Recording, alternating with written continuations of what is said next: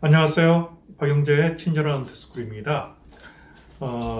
퇴직한 다음 날 퇴직자들이 확인해야 될 3종 세트에 대해서 안내해 드리고 있는데요. 이번에는 국민건강보험에 대해서 알아보도록 하겠습니다.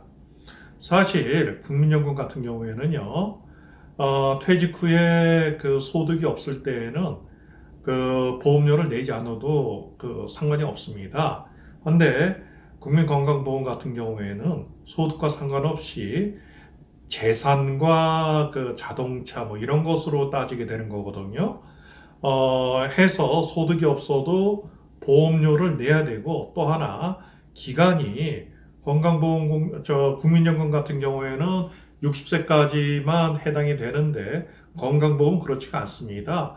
소득과 상관없이 재산이 있으면은 계속해서 보험료를 내야 되기 때문에 부담이 상당히 클 가능성이 크거든요. 자, 그러면은 건강보험에서 국민건강보험에 대해서 좀 살펴보도록 하겠습니다. 자, 국민건강보험은 소위 의료보험이라고 이야기하지 않습니까?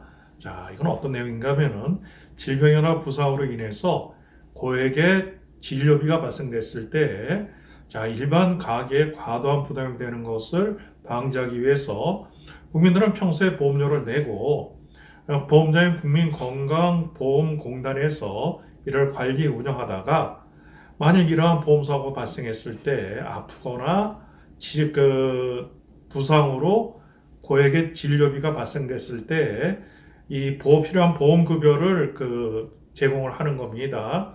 그래서 국민 상호간의 위험을 분담하고 필요한 의료 서비스를 받을 수 있도록 하는 사회보장제도를 이야기를 합니다.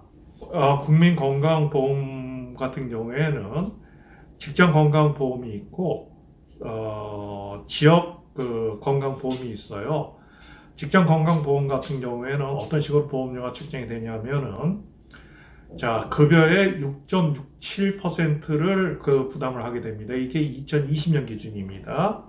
자, 여기에서 최대 월 얼마까지를 부담을 하냐면은 보험료 기준으로 해서 332만 2,340원까지를 보험료로 부담을 할 수 있어요. 할 가능성이 있습니다. 또 하나, 장기 요양 보험료를 같이 부담해야 되는데요. 이 장기 요양 보험료는 건강보험료의 10.25%를 무조건 부과하게 되어 있습니다. 여기에서 사업장 가입자의 경우에는 50%를 사업주가 부담을 하고요. 50%를 가입자가 부담을 하게 되어 있습니다. 그리고 그런데 지역가입자 같은 경우에는 이 50%를 부담할 수 있는 사업주가 없죠. 고용주가 없죠. 하기 때문에 가입자 본인이 100%를 부담을 해야 되는 겁니다. 퇴직을 하게 되면은 소속이 사업장 가입자에서 지역 가입자로 소속이 바뀌게 되는 겁니다.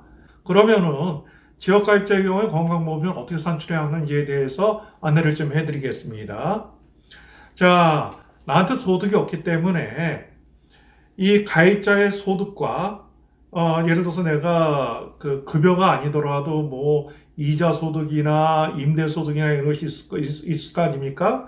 이러한 다양한 소득들, 그다음에 재산 또는 자동차에 부과하는 점수를 합산해서 부과된 계산된 점수에 금액을 곱하게 되는 겁니다. 자, 그러면은 2020년 같은 경우에는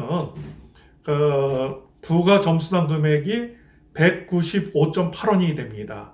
자, 그럼 어떻게 되냐면은 내가 지역으로 갔을 때 부가 요소별로 합산 점수가 있고요. 이 점수에다가 195.8원을 곱해서 내 건강보험료가 산출이 되는데, 그럼 과연 어떤 것들을 기준으로 하는가를 좀 안내해 드리도록 하겠습니다. 먼저 소득에 대해서는요, 이자소득, 배당소득, 사업소득, 여기서는 부동산 임대소득이 포함됩니다. 그 다음에 기타소득, 이것은 소득금의 100%를 그냥 적용해버립니다. 그 다음에 근로소득이나 연금, 이것은 퇴직연금만 해당이 되고요. 연금소득은 연간 소득금액의 30%만 적용을 해서 소득 분야는 97단계의 등급이 있습니다. 재산은 토지, 주택, 건축물, 선박 및 항공료에 대한 재산세 과세 표준액의 합계액 100%를 그냥 적용해 버립니다. 그 다음에 주택을 소유하지 않은 경우가 있죠. 임차주택에 대한 전세, 월세 금액의 30%를 적용하는데 이 재산과 관련돼서는 60단계로 등급이 나뉘어져 있어요.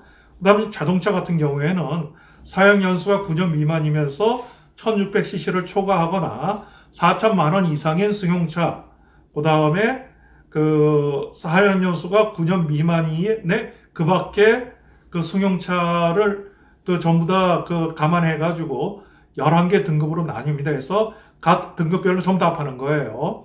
소득에서 얼마, 재산세에서 얼마, 자동차에서 얼마에서 다 합해 가지고 여기서 나오는 점수에 앞서 말씀드린 대로 195.8원을 곱해 가지고 내 건강보험료가 산정이 되는데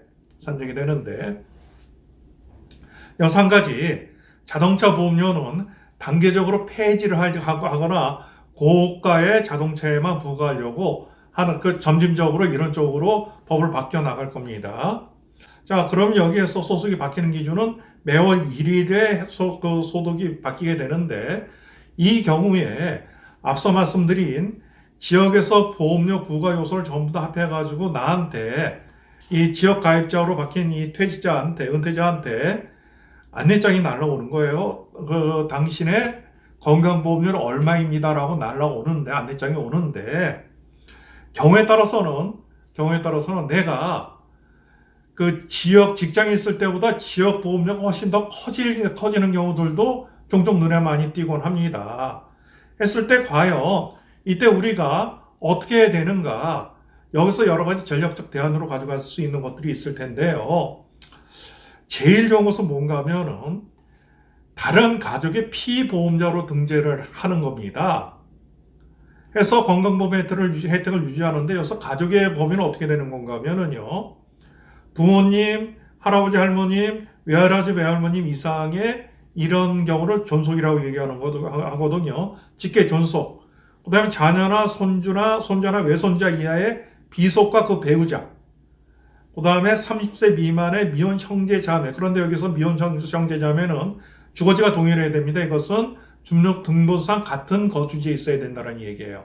이런 경우가 가족으로 해당이 되는 건데, 그럼 여기에서 이 가족이 있다고 무조건 다 되냐면 그렇지는 않습니다. 내가 퇴직을 하고 난 다음에 내 자녀들한테, 우리 아들이 직장 생활을 하고 있고, 우리 아들 그 건강보험에 내가 피보험자로 등재를 해야 되겠다라고 했을 때, 여기서 만일 내가 그러려고 하는데 부동산이 있는 거예요. 부동산이 있을 때 내 재산 과세 표준액이 5억 4천 이하면은 가능합니다. 근데 내 과세 표준액이 5억 4천을 초과를 하는데 9억 이하예요. 이때는 어떤 것을 보냐면은 내가 다른 연간 소득이 1천만 원이 넘느냐 작느냐를 봅니다. 1천만 원이 넘게 되면은 난 해당이 안 되는 거고요. 1천만 원 이하가 되면은 피부양자로 등재가 되는 겁니다. 또 다르게 말씀드리면은 재산세 과세 표준액이 9억을 초과한다.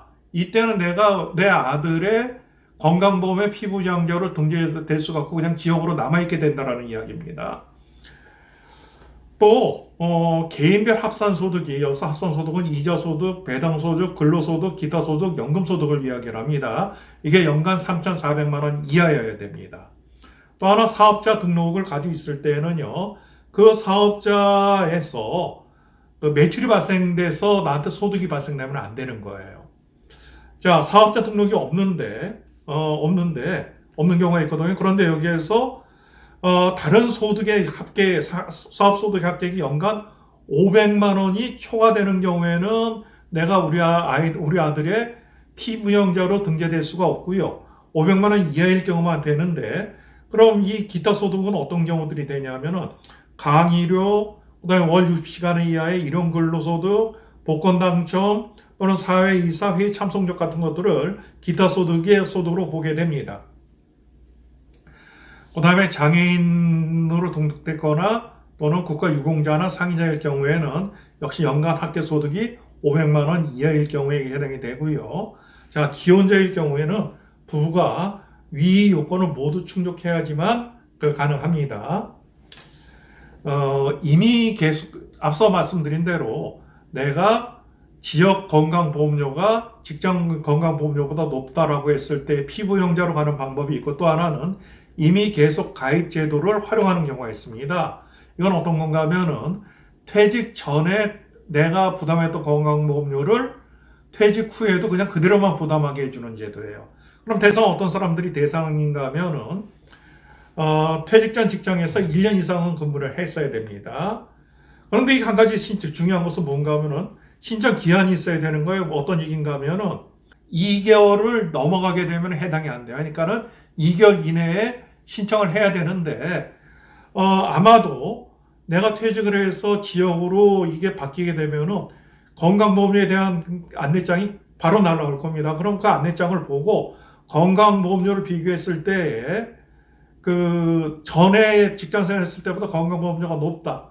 그런데 내가 내 주변 가족의 피부형자로 등재되기가 힘들다라고 했을 때에는 이미 계속 가입 제도를 선택을 하는데, 이 그 신청하라는 기간은 2개월을 넘어서는 안 된다고 하니까는 바로 신청을 해 주셔야 되는 거예요.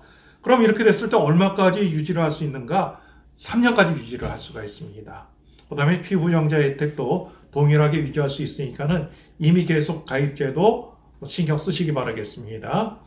자, 이 국민건강보험에 대해서 마무리를 하면은, 먼저 이 국민건강보험료의 경우에는 수입이 없더라도 재산이나 다른 기타 소득과 관련된 것들을 감안해가지고 부과를 하기 때문에 상당히 나이가 든 다음에도 그 다음에 이 재산이 있으면 계속해서 내야 되는 거거든요. 그러니까 노후 생활하는 상에서 커다란 부담으로 나타날 가능성이 큽니다.